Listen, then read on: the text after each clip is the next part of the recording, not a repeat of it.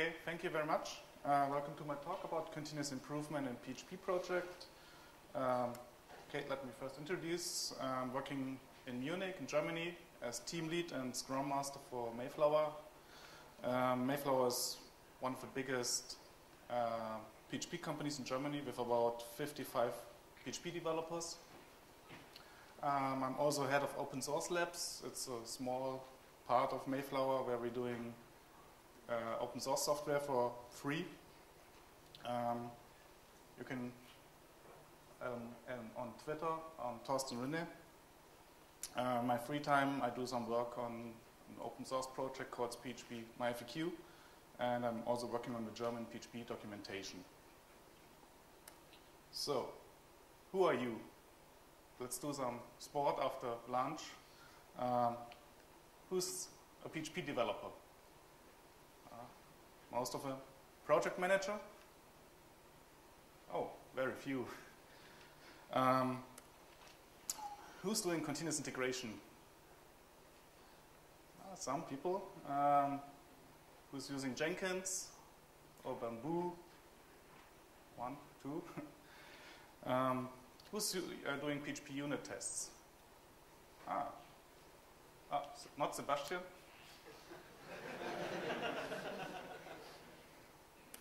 Anyone using continuous inspection? So if you're using tools like Code Sniffer or PHP CPD, very good.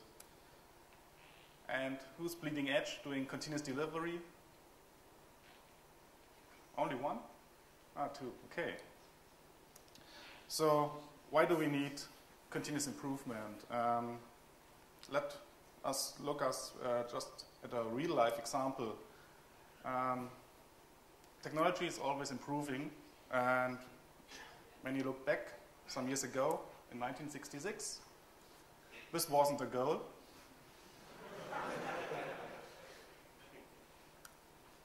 This was a goal. With technology, nowadays we could prove that it was a goal, but okay, some old people at the FIFA don't want improvements, so now we can do it.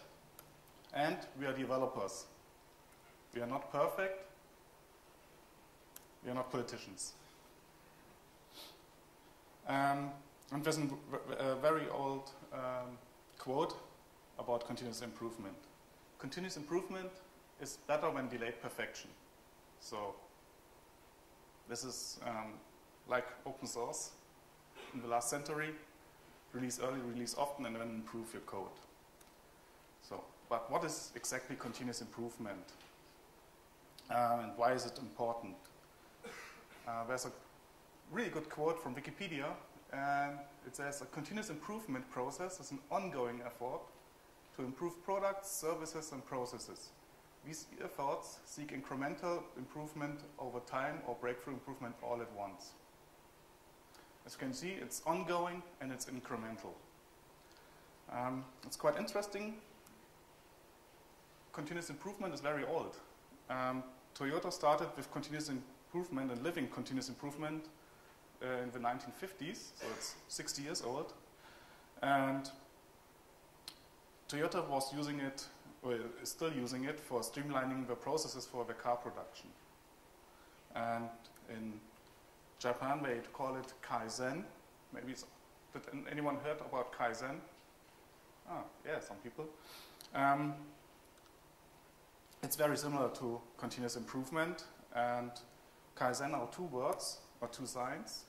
The first one is Kai, it's the word for change, and the second one is Zen, that stands for good. So change to do something better, and this is our motivation for continuous improvement.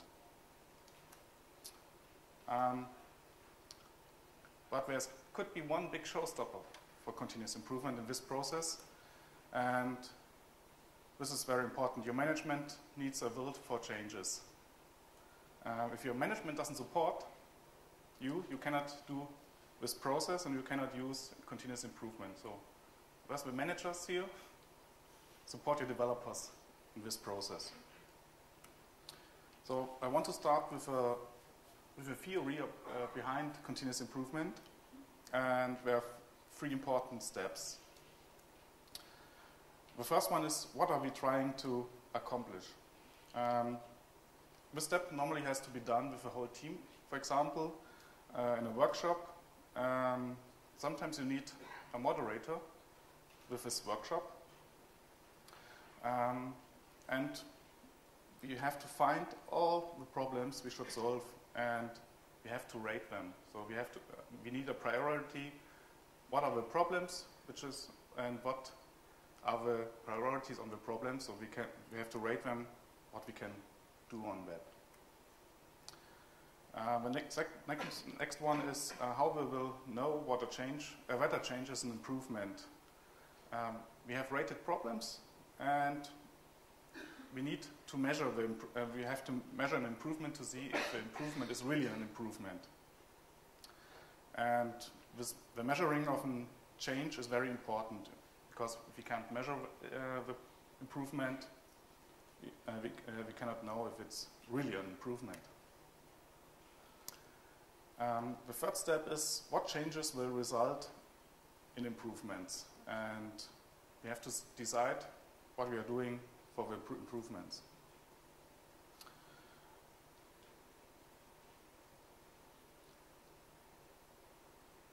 The process itself is done in a PDCA cycle. It was also invented in the 1950s. It's very similar to Kaizen once again, and the idea on this process is from Francis Bacon from 1620. It's quite interesting.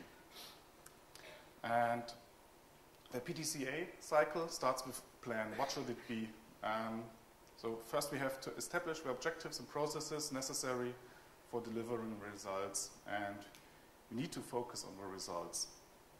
And the second one is do. What and how do we do it? So then start implementing a new process. We should start with very small scales if possible, and because the smaller is better, because it has smaller impacts. The third one is check. What did we achieve? Sorry. This is the part when we have to measure the new process, and we have to compare the results against the expected results to ascertain any differences. The last step is act, and it's quite interesting. What else do we have to do? We have to analyze the differences to determine their cause, and each will be part of either one or more of the PDCA steps. Determining where the apply changes will include the improvement. So when we have a full cycle,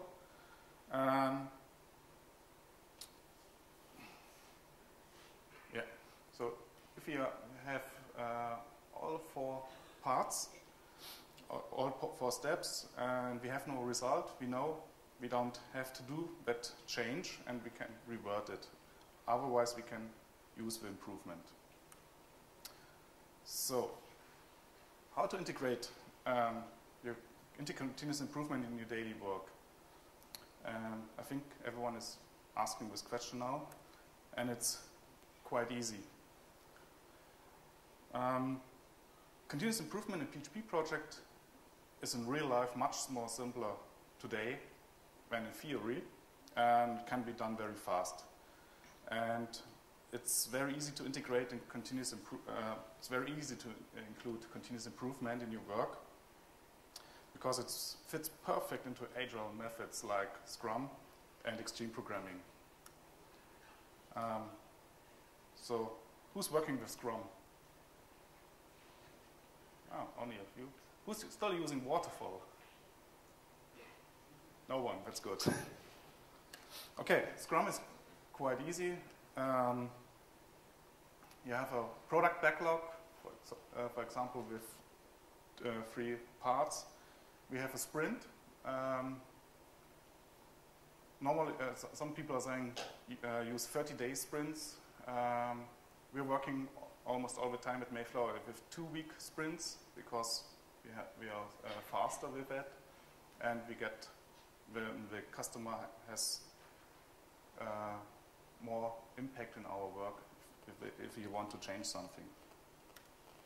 At the beginning of a sprint, we have a sprint goal. We put something from the product backlog and put it to a sprint backlog. The sprint backlog has various tasks from the sprint goal, and at the end we have a potentially shippable product increment.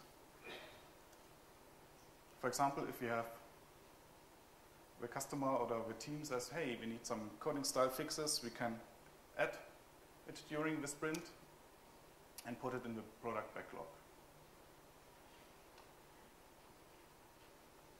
During the sprint, we have a daily stand-up every 24 hours at the same time,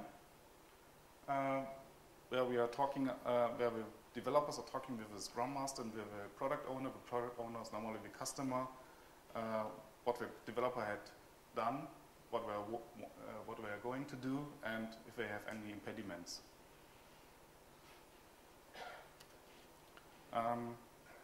XP, Extreme Programming, is also an agile development process. It's quite simple. This is this thing.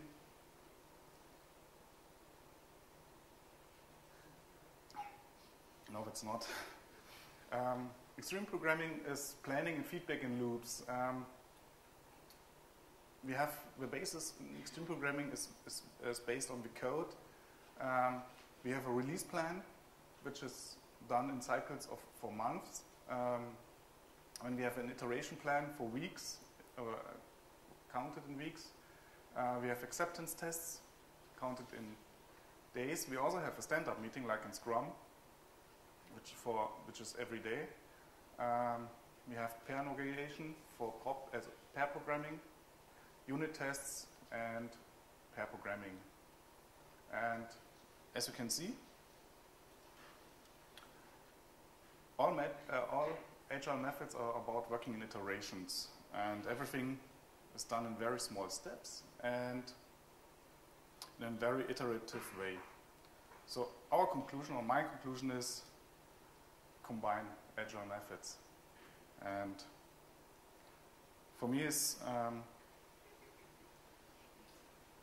combining Scrum, XP, or the good parts of XP. Continuous improvement is really a good win because the processes are really fit perfect. So, but why is this great for PHP? It's quite interesting. We have common problems in PHP projects. PHP projects are really successful, and I think we have here over 500 people attending the conference. So a lot of development is happening for years now. For example, who's still working on a PHP, on a project which was based on PHP 3 code? Or has a project which is more than 10 years old? Ah, some, yes. So I think you're very successful with your project because it's running for 10 years. The problem is, we have in PHP, we have a big problem called code aging. We have successful projects have a lot of changes in PHP, and due to a lot of changes and change requests from the customer, the PHP code ages faster than, for example, Java code or other languages.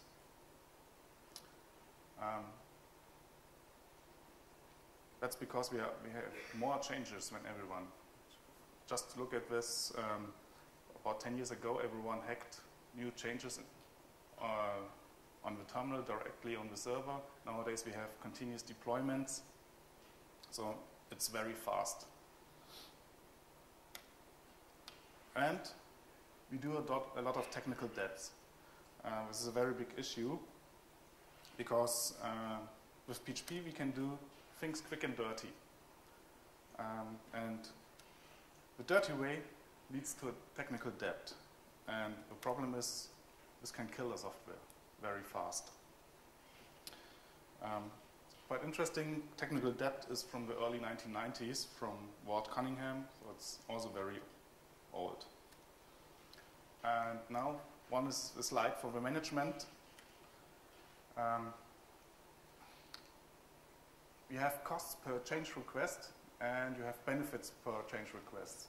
And you have one line here where the costs per change requests are higher than the benefits. And if you have a rising frequency, oh, there's an F missing, sometimes you're going to a dead end. And if you go higher up to this line, you have more costs per change requests than benefits. And this is when your software is dead. You should never reach this part.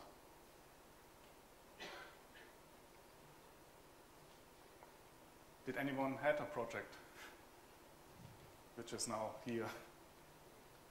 Oh, what are you doing? I left. You left, okay.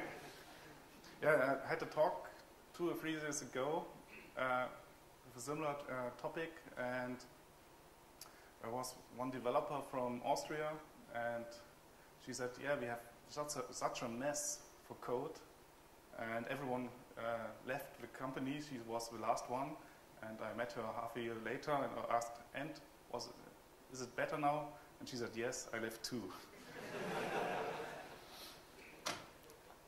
So, if your software is here in this part, it will die in the near future, and if your software will die, your company too, and when you get fired. So please pay back your technical debt, because this is an investment into the future of your software. So always refactor your code base, and refactoring is also an ongoing process. So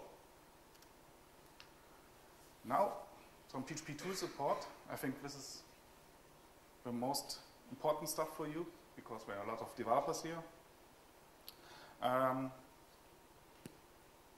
These tools help you improving your code and your work.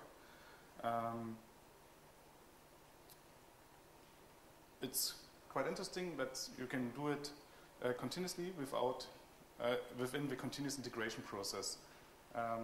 If you attended Sebastian's talk, he talked about continuous integration, and you can include continuous improvement into continuous integration.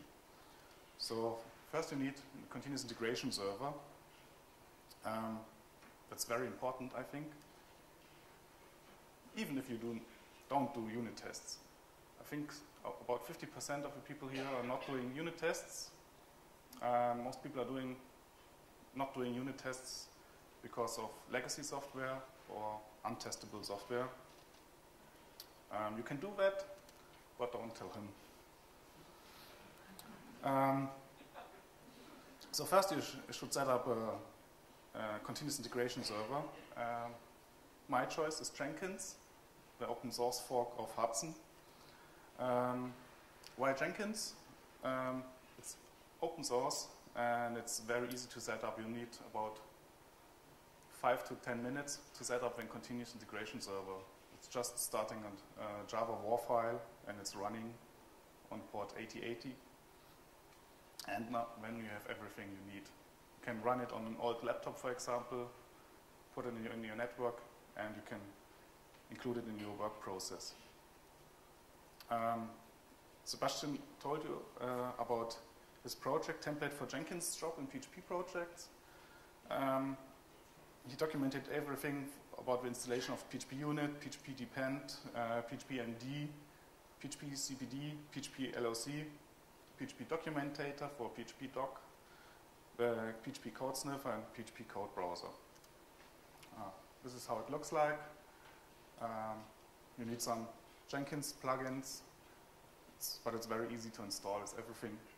Jenkins is very, very cool with that. You can do online updates and online installations for all the plugins.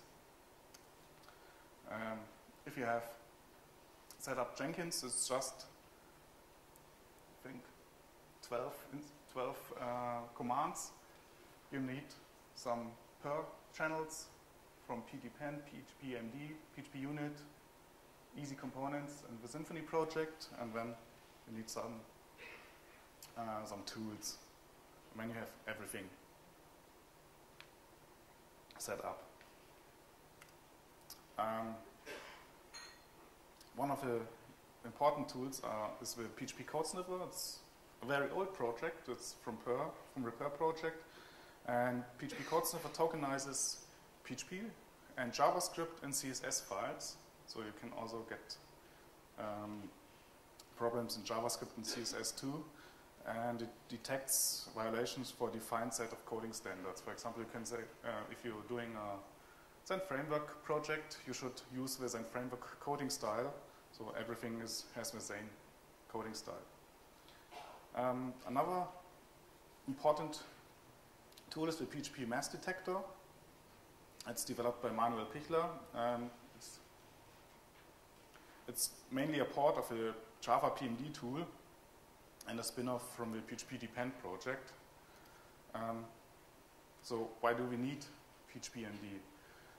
PHPMD scans the source code and finds possible bugs, suboptimal code, overcomplicated expressions and unused parameters, methods, properties. For example, if you have this very complicated piece of code, PHP depends scans this code. PHP depends is the base product for PHPMD, and PHP depends generates some XML code, but it's not very human readable. And PHPMD scans the report. For example, this is the report from PHP depend, and when PHPMD scans the report, and you get something like this. For example, we have here cyclomatic code complexity, and here's a violation with a human readable result. But who reads XML files? So we need tools to visualize the results of all the QA tools. And we at Mayflower, we developed 2 tools to use that. And I want to show you how we use it and how they look like. The first one is the PHP code browser. Anyone know about it? Only some people. The PHP code browser was developed in-house for diploma thesis in 2007. It's almost 4 years now old. It was closed source until summer 2009, when we decided to refactor the code, to improve the code, because it wasn't very good code in the beginning. When we open sourced it in the end of 2009. Another big refactoring was done summer last year, and I think in December 2010 we released it with version 1.0. The code browser is a code browser. It has syntax highlighting for PHP files, and it has some colored arrow section found by the QA tools like PHP unit, PHP CBD, code sniffer. It shows your code coverage, and it shows the results of PHPMD in a very nice way. It's in our Git repository on GitHub, and it's very easy to install if you didn't install it the first time with Jenkins. So, and I will show you how it looked like. So, this is the code browser. If you do, for example, if you do a continuous integration run, it generates all the HTML files every time, and then you can look, or then you can see all the results in a very nice way, I think. You see on the left side, you've got the tree of all the files of the project. It's the code browser project itself. Can you increase the font size a bit? Yes, it's too small. Oops. So you see all the files in the project with all the errors, the warnings, the crap index, although the crap index is crap in my opinion, all check style errors, problems with coverage, and PMD results. And where's my mouse? Here it is. Just take a look at the baddest code, which is here. So you can see it's just an output. You got colored sections and problems.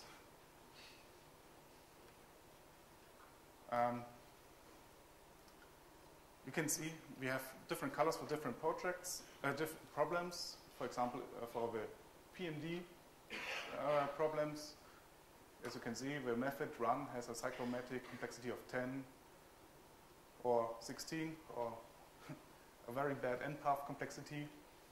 So if you can see the problem, you have just click here, and then you can see all the bad code. And this is not very good code. And then you can improve the code. So, for example, you see this bad code. You can start refactoring the code. And in the next run, the code browser stuff is regenerated. And you can see, hey, it's getting better. And you can optimize the code more.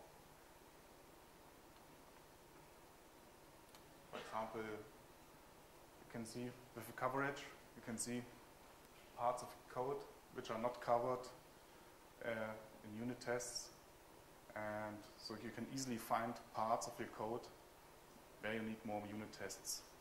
And I think it's quite good. You also can browse through the source code, for example, and see all the problems. For example, this is very nice code, very nice to see where the problems are. This is very bad. Okay. So this was the code browser.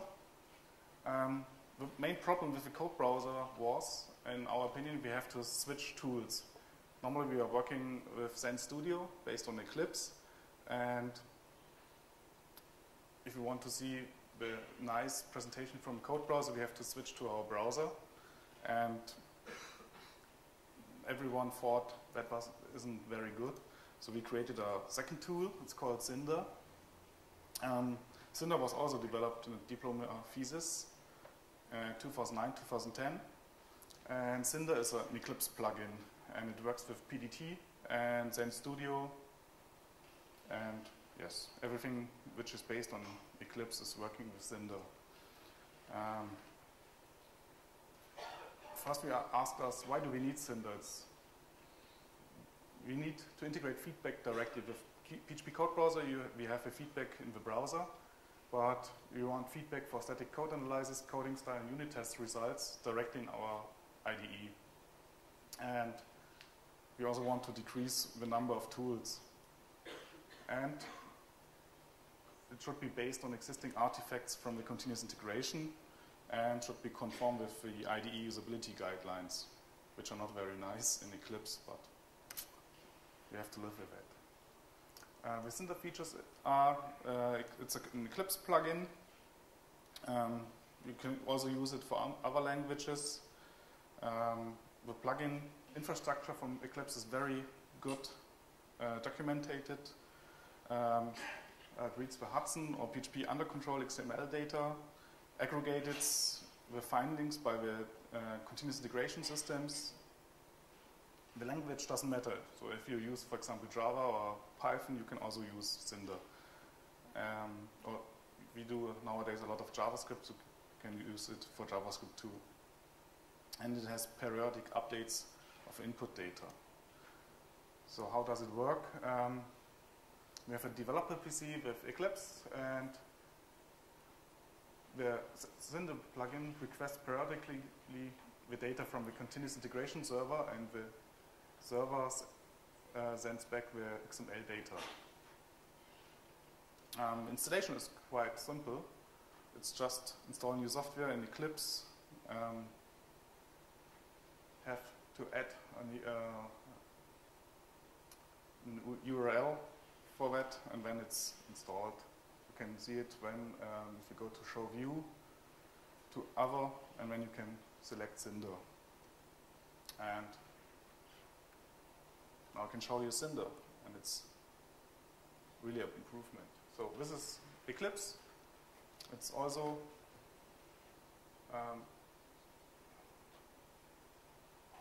the PHP code browser project, and I already loaded some of the problems. You can see here. It's the same. It's from the same source like the code browser output, but now it's directly in your IDE. And for example, you see here short variables, unused formal parameters, formal parameter, cyclomatic complexity, and path complexity. You can see the message here. You can see where is the code, which line, the offset, the status, and when was it changed. And for example, you can just click on this problem.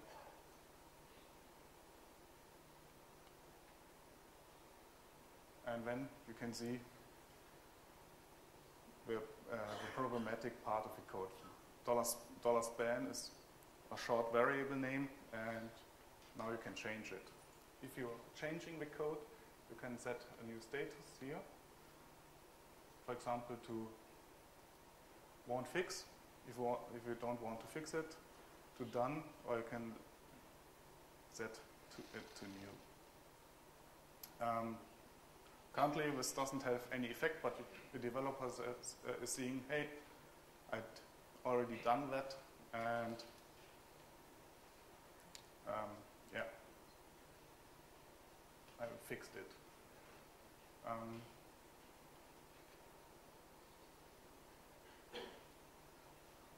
So, as you can see, you can here in the preferences, you can add an URL to the XML file. So the XML files from Jenkins have to be available. And then you can add periodically check, for example, every 5 minutes, or you can use an XML file which is located on your local system. And you can also set check it every 5 minutes. So now you have a list of all the problems, and you can improve all the code parts during your work. So for example, if it's getting too big, the list takes some half an hour to fix these problems, and you're doing continuous improvement during your normal work.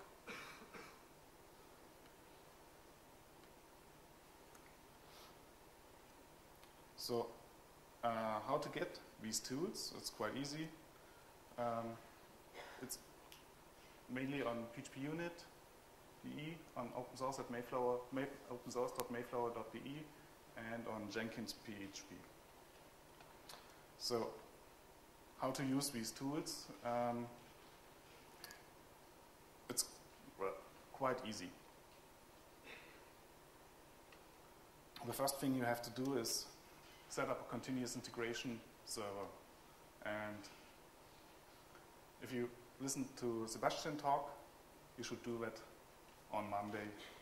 First thing, set on Jenkins, and then you will have fun with it. You should really use the artifacts of the PHP QA tools. They really help you improving your code. I have one example. We had a project 3 years ago. Yeah, we thought, oh, it's quite good code, and when we checked it with the PHP tools, and it ended up in 2 months refactoring for the whole code base because it wasn't so good, but it wasn't that good that we thought it. And take some time for refactoring in every sprint. A lot of people are using Scrum or extreme programming, so everyone is working in iterations, and you should really take some time, for example, half a day every sprint for refactoring. And when you have the tools, for example, Cinder or a code browser, you can see where the problems are, and you can improve it really with every sprint, mainly at the end of the sprint, to avoid the technical debt and improve your code. So, I was too fast. Any questions?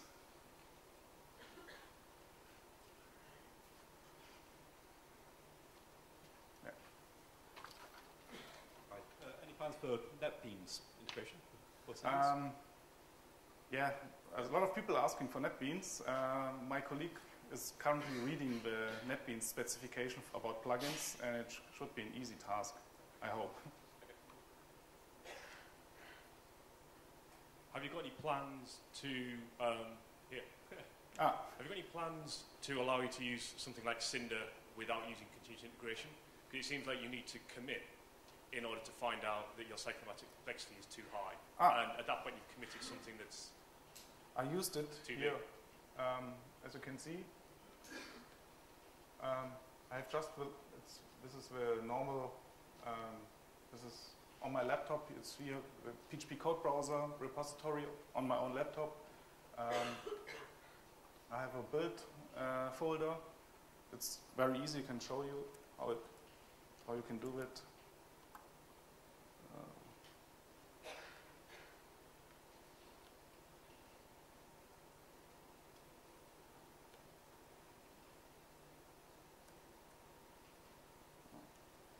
Is it big enough? No? So this is the code browser, and we have a build file, and everything you have to do is just doing an ARM task, and then all the things are generated. It takes some time. So build was successful, and now, for example, I can the log files for check style and can open it, and now I have that example. For example, the PMD output. This is the PMD, yeah. So I can see the changes locally. So do you have any plans to put a button on there to do that kind of thing? Any plans for putting a button on there to just kind of redo your checking? It is. So you don't have to do it. It's automatically. Yeah. It's automatically, periodically, every 5 minutes. But it makes more sense with the continuous integration server is doing the runs, so because he's doing it all the time.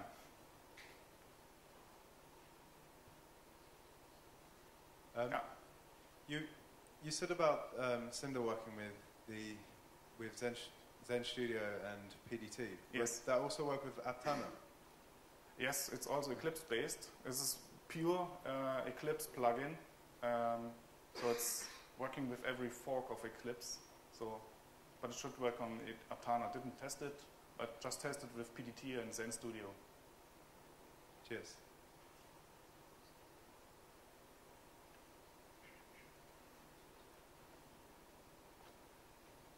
Any more questions? Sorry. Is there thoughts about going to IntelliJ and PHP Storm?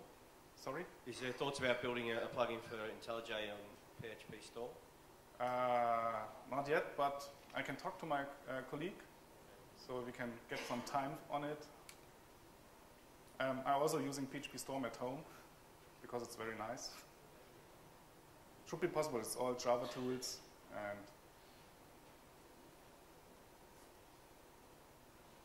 I think it was Sebastian. Yeah, one or two side notes.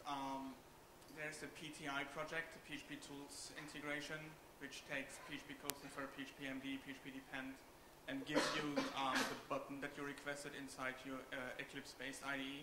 So you can configure all these tools and have them write their log files to a specified directory, and then have Cinder pick up from that directory, and ideally have PTI continuously run the analysis tools in the background while you're editing your code, just like Java tools do it. And then the second side note, as far as I know at least, PHP Storm is a commercial project. So if they want support for that, they should implement that themselves or pay whoever is working on Cinder. And it's a good thing that Mayflower is doing this for Eclipse and NetBeans for free, because there's the access as open source behind that. But you don't have to, ZenStudio is also commercial. But you're building the Cinder plugin for the Eclipse platform, yes, which they are building their stuff on, so that is fine. I know. I mean, I'm talking from the experience here that I every week get emails like, why are you not writing the plugin for PHP Unit for Eclipse? Why are you not the one that writes the plugin for NetBeans or some other IDE? I don't want to do that. I don't even use an IDE, so why? No. This was also one of the main problems we had. The Eclipse infrastructure is very well documented. I think this was the first problem with NetBeans. It's very easy to implement a plugin for Eclipse, and that's why we have there are a lot of plugins nowadays for Eclipse, and I think it's better documented than NetBeans. Yes? Would you accept contributions from other people? Would you accept contributions from other people for plugins for other IDEs? Sure. Everything is BSD license, everything is free. Just contact me and we put everything back to the open source community. Yeah, for example, the guy who wrote Cinder, he has Google time at Mayflower on working on Cinder. So if you have patches or contribution, we are lucky for that.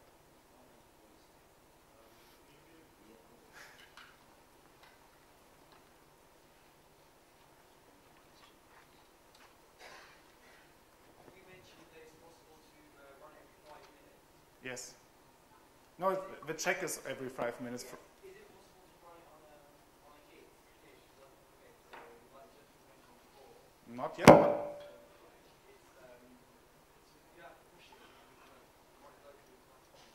Not yet, but it should be possible, quite easy.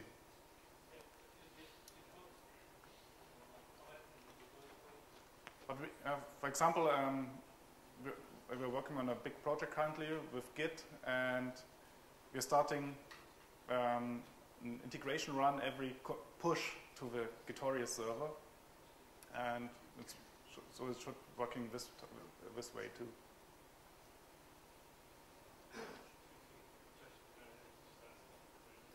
Yeah, the question was, you mentioned every 5 minutes it can run, but ideally, as another gentleman mentioned, it would be good if it ran on when you commit, say if you're using Git, you commit locally, therefore you can see it run before you actually push it to the continuous integration server. Yes, so you can do that.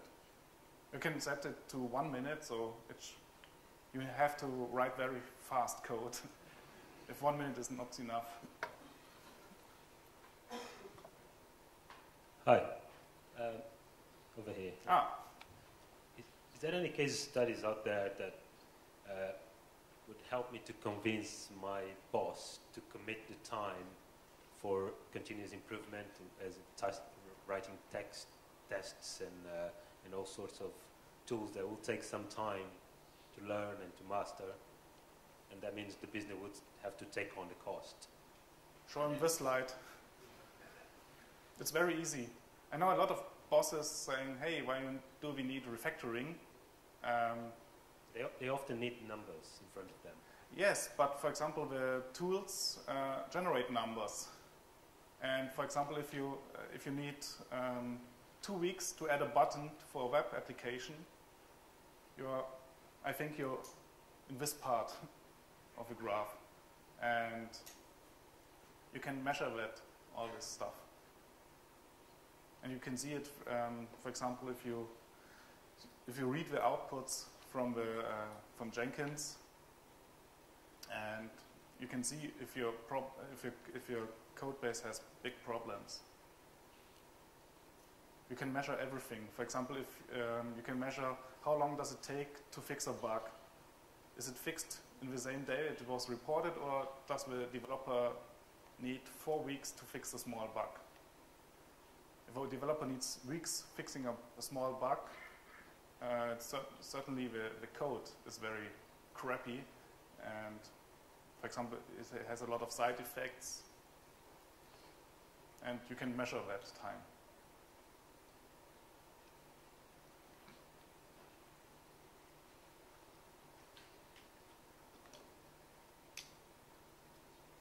I think I'd like to respond to that as well, in the sense that you don't have to tell your boss you're doing this. This is part of your job.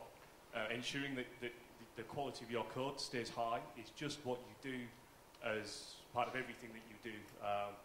I'm not quite keen on this whole you should spend half a day refactoring in a sprint kind of idea.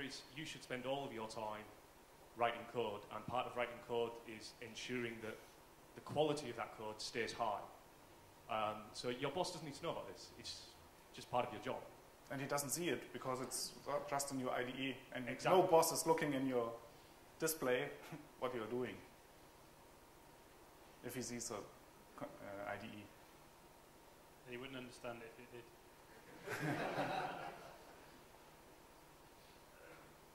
Right, so another question.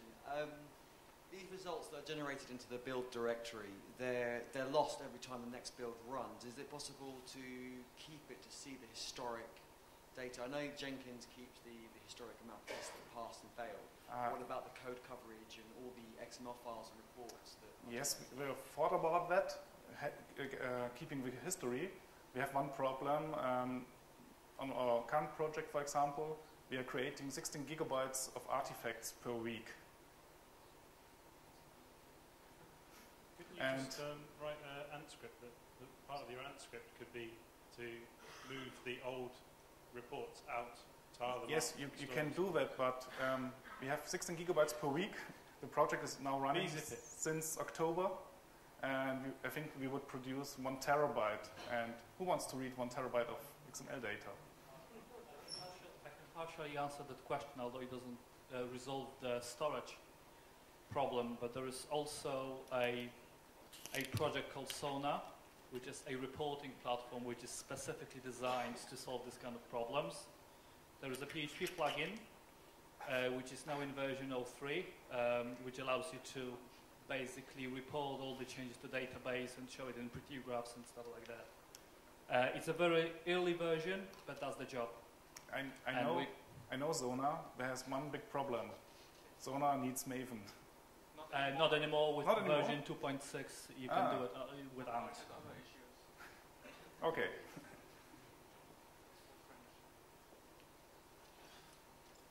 Any more questions? Okay. Then thank you very much.